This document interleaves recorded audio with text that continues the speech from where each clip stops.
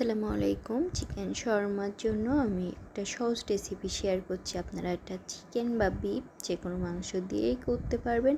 প্রথমে আমি 1 কাপ ময়দা নিয়েছিলাম, তাতে ইস্ট, চিনি, লবণ আর তেল দিয়ে শুকনাটা ভালোভাবে মেখে উষ্ণ গরম দুধ দিয়ে একটা ডো তৈরি করে সেটাকে 1 ঘন্টার জন্য রেস্টে রেখে দিয়েছিলাম।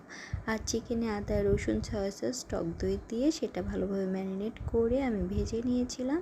টক দইয়ের জন্য আমি টক দই নিয়েছিলাম আর টমেটো সস, মেয়োনিজ দিয়ে লবণ চিনি দিয়ে আমি এই সস তৈরি করে নিয়েছিলাম।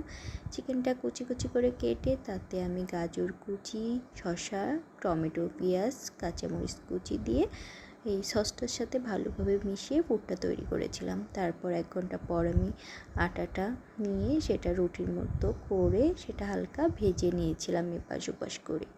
তারপর আমি তার ভিতরে চিকেন পুরটা দিয়ে যে রুটিটাকে ভালো মতো এপাশ ওপাশ করে রাউন্ড করে নিয়েছিলাম। এই যে হয়ে গেল বাসায় বানানো মজার আমার চিকেন শর্মা। কেমন লাগলো অবশ্যই আমার চ্যানেলটা সাবস্ক্রাইব করবেন।